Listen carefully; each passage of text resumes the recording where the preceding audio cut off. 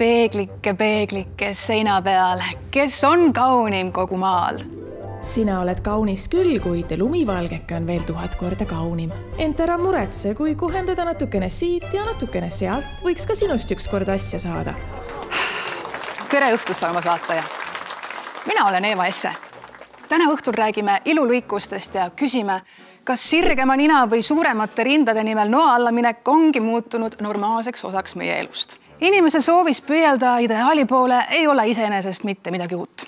Näiteks otsustati renessansi ajal läheneda ilule matemaatiliselt. Ja nii arvutatigi välja ideaalne proportsioon, mida täna tunneme kuldlõike nime all. Kuid kas täiuslik proportsioon on üldse midagi, mille poole peaks püüdlema?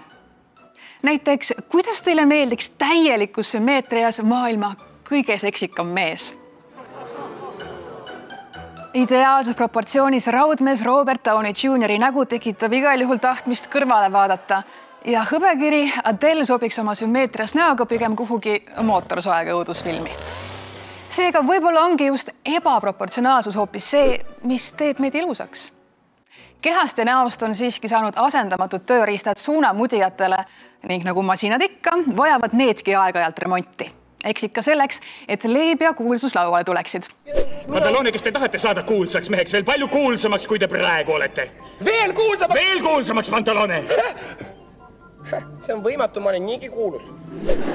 Teatavasti kasvab süües ka isu ning erinevalt Pantaloonest usuvad paljud meist, et just ilulõikustega on võimalik saada veel 10 korda kuulsamaks, 10 korda ilusamaks ja 10 korda rikkamaks. No arvestades, kui palju operatsioonid ikkagi maksavad, siis võib-olla mitte just 10 korda rikkamaks.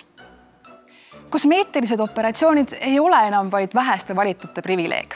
Ennast sotsiaalmeedias pidevalt kogu maailmaga võrreldes leiab aina rohkem tavalisi inimesi end ilukirurgidel laualt, et seda ja teist noa või süstlaga kohendada. Ilulõikuste arv pandeemia ajal on märgatavalt suurenenud. Seda tõestab juba see, et 2019. aastal kahjumiga lõpetanud ilukliinikud deklareerisid 2020. aastal kordi suuremat käivet ja kasumit. Peamiseks põhjuseks ilmselt see, et me ei ole mitte kunagi pidanud endale nii palju otsa vaatama, kui me seda karantiini ajal videokõnesid pidades tegime. Nii leitakse vead enda näos või miks mitte ka mõne muu kehaosa juures. Oleneb lihtsalt, kes mida Zoomi kõnes vaatab või näitab. Jürgen, ära muretse. Sinu tagumik on kuulikindel.